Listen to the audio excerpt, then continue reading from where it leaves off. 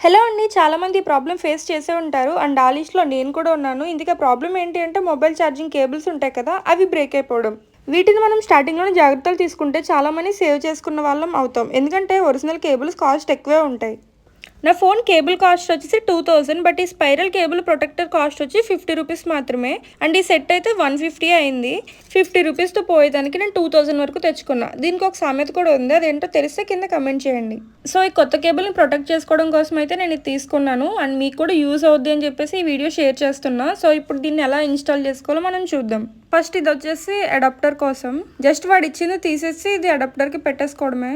But ఈ కేబుల్ని చుట్టుకోవడానికి అయితే మాత్రం కొంచెం ఓపిక ఉండాలి. ఒక 10 మినిట్స్ అలా పడుతుంది.